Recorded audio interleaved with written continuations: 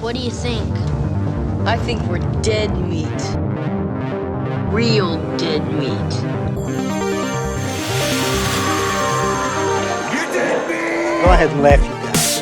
If I ever find a little bastards that did this, they're dead meat. Hey, Chris. Great to talk to you, man. What's going on, dude? Nice to see you again. Yeah, man. I finally got to see the movie. Yeah. Chelsea had gotten to see it a little early. I finally got to see it. And congratulations on making a movie. On making a movie that scared me many times. There are some very good scares in there. I love found footage style scares.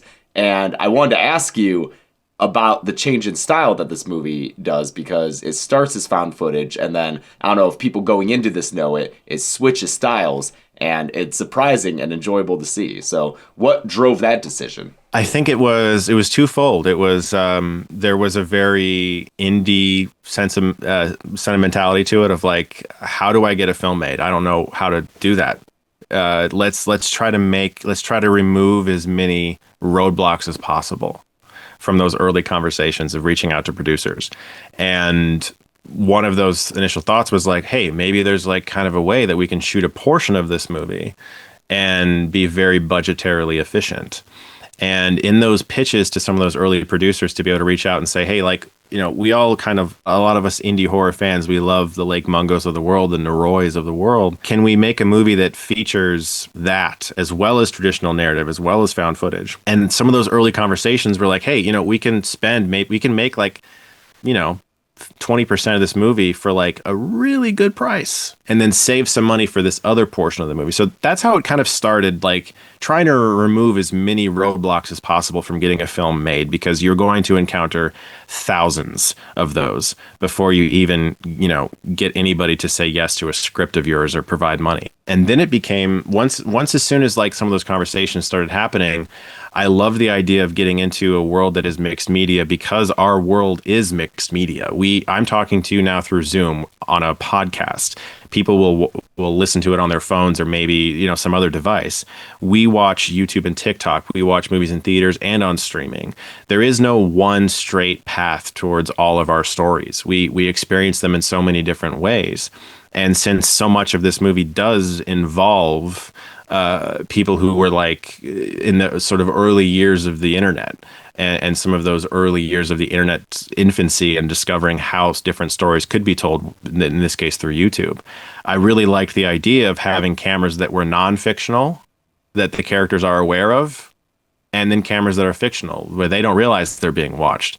And a large portion of this movie is about a character that does not realize they've been watched for a very long time. And I think it's fun to be able to explore with those different voyeuristic POVs. So it was never the intention to make a fully found footage film. That was always the idea from the start. The very, very, very, very, very earliest idea, like when my wife and I shot a Halloween special, was let's just like finance a found footage movie with our savings. That was our first idea. And this is before we had a title, before we had characters, before we had a story. We just knew we wanted to tell a story. And so the first idea was like, I'll make a found footage movie that's like an hour long, and I'll put it on YouTube because I'm tired of waiting. And then from there, as we would write it, the ideas just kind of kept expanding. So when was that? Because I know that you've been at this for a while, so I would just love to talk timeline of the movie, because I think a lot of people don't realize how long it takes to make a movie, especially like an indie that you're working at, you're trying to get financed. So when was the initial idea to do that found footage film, and then what was the timeline for the development of everything else? 2016 was when my wife and I shot this Halloween special, and it was like this found footage thing we did. And we were driving home from this place we shot in Tennessee to Ohio, and it was a 6-hour drive. And her and I were just kind of looking at each other like, that was really fun. Man, that was fun. And why aren't we doing that all the time? This is stupid. Why aren't we doing this all the time? Why are we waiting? You know? And it became like, let's go right now. Let's go. And we started writing it after that. So it was about 3 years from 2016 to 2019 of brainstorming and writing before I met Aaron Kuntz of Street Pictures at Fantastic Fest and pitched him the idea. So at that point, did you already have the finished script? No, we had a treatment. Yeah, okay.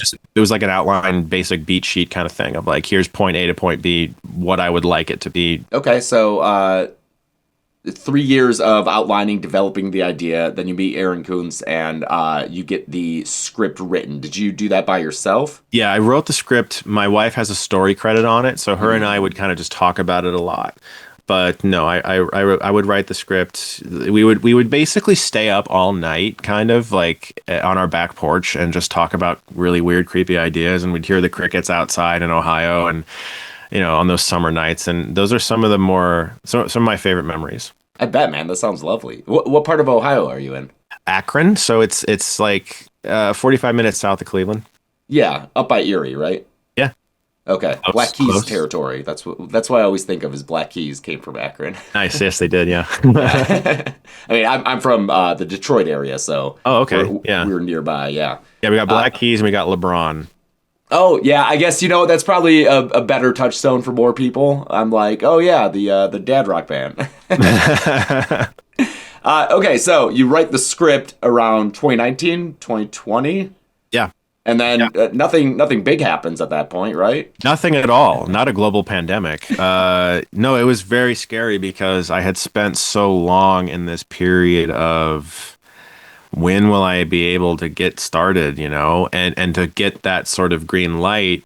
It still doesn't quite feel real because, as you know, in this industry, it's so easy to lose the green light. You can have a lot of people show interest in something. You can have an actor sign on, whatever. It doesn't matter. Like, until you're actually shooting the movie, you never know.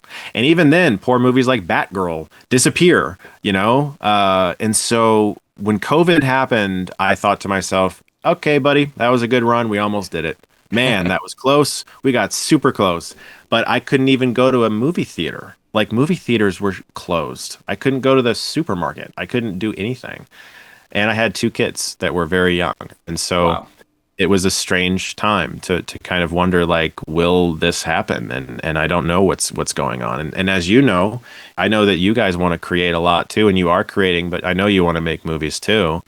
And the YouTube grind of it all can be tough to figure out how to balance all of that. To like, well, I got to dedicate this amount of time because this is paying my bills. Exactly. This is just passion and it's making me no money. And I don't know what that means. And so, especially during COVID, when you have 2 kids, it's like, okay, I have to go where the money is.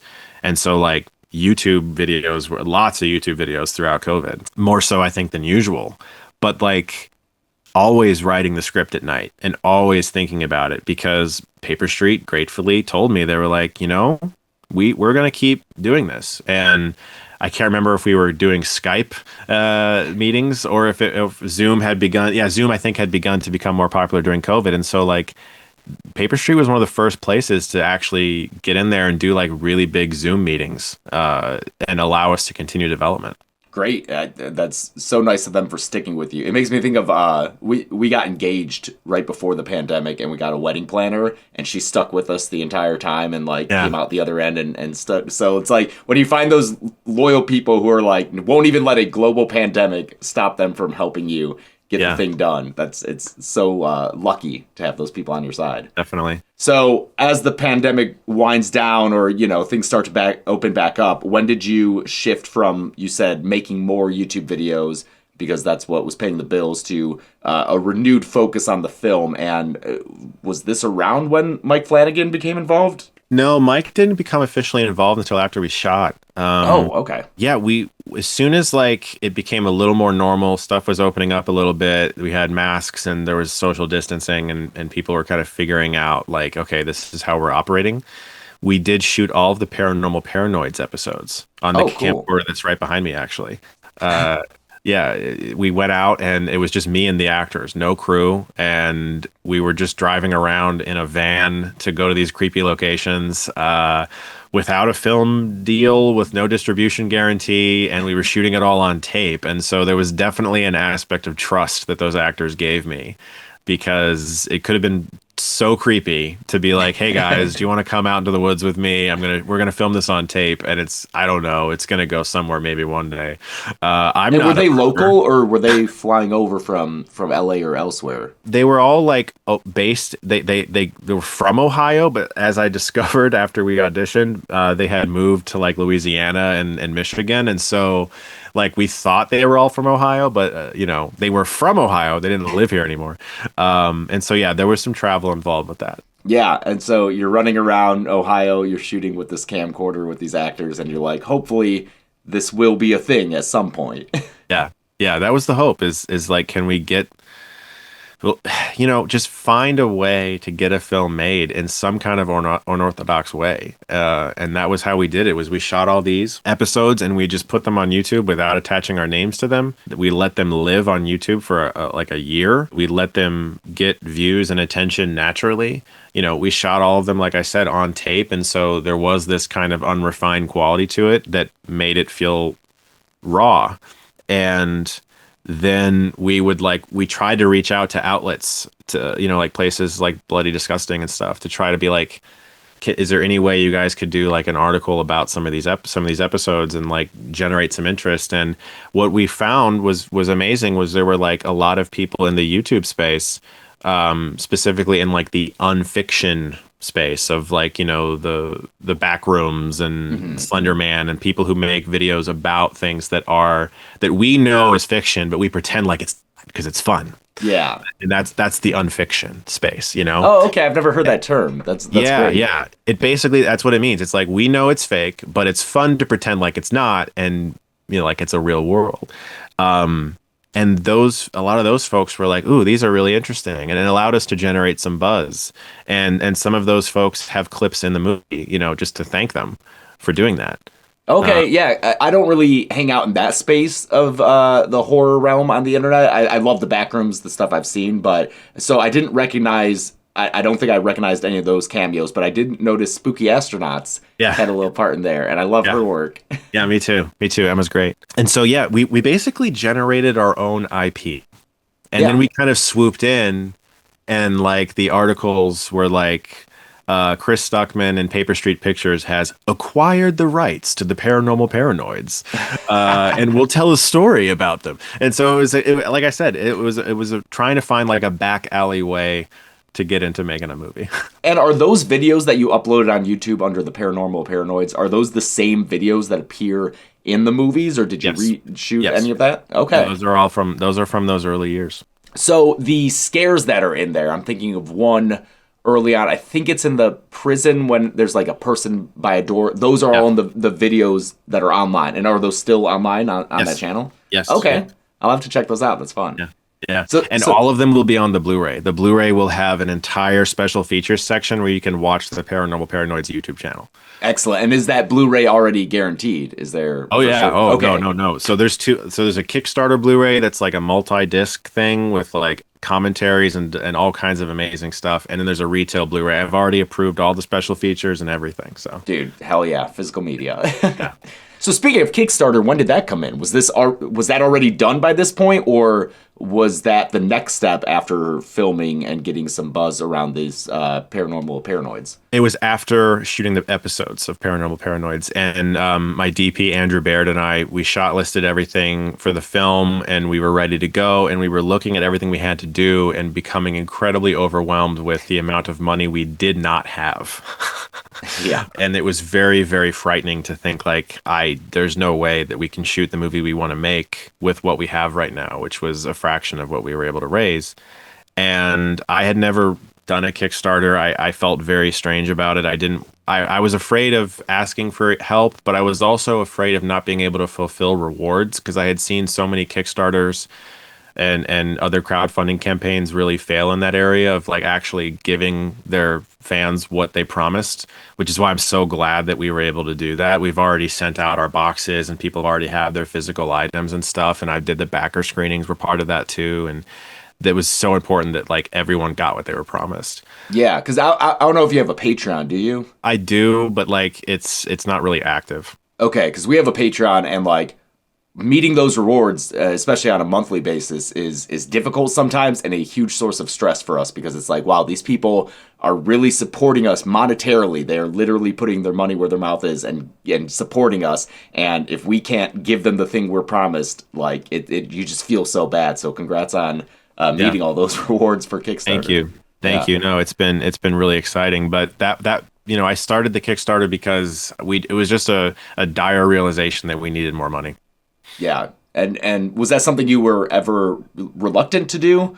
Yes. Yeah, just because it's, you're already asking the fans to watch something that's enough of an investment, and now you're asking for money. But from my experience, it seems as though you're never forcing anyone to do it. The No. people who are doing it are happy to do it. They want to support you, reward or not.